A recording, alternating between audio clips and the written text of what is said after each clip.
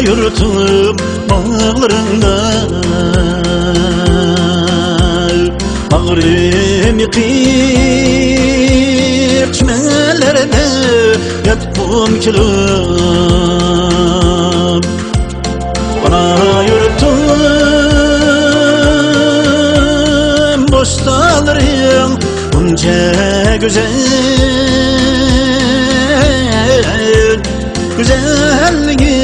boşaklarına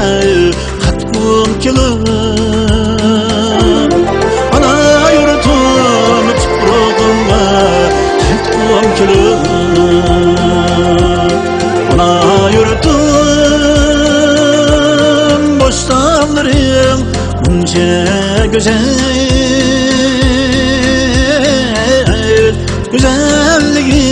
boşaklarına katmım kilip güzelliğin boşaklarına katmım kilip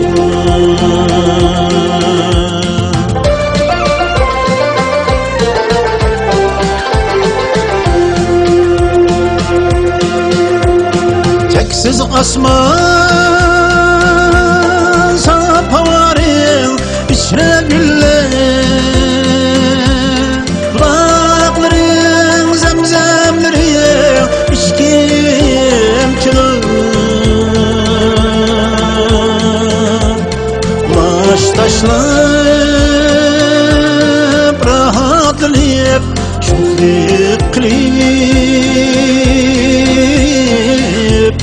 ili derya sularında üzgüm kilip ana vatan sularını içkim kilip ulaş taşlap rahatlayıp şuhlik kılıp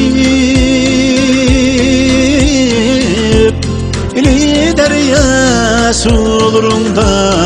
üzgüm kilip ana vatan sularını içkim kilip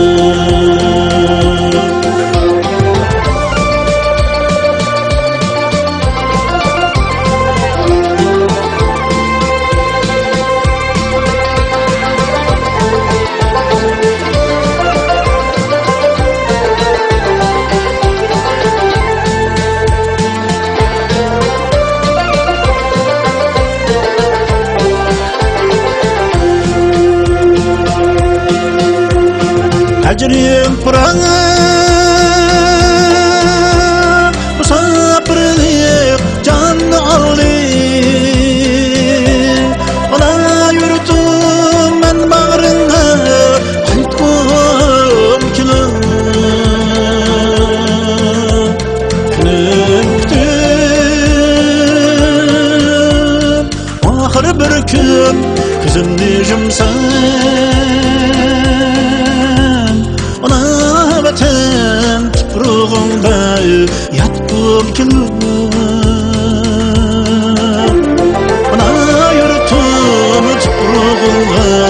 qaytpım kilip günüm kütüp ahir bir gün ko'zimni yumsam ana vatan tuprağında yatpım kilip ana yurtum tuprağına qaytpım kilip ana yurtum tuprağına qaytpım kilip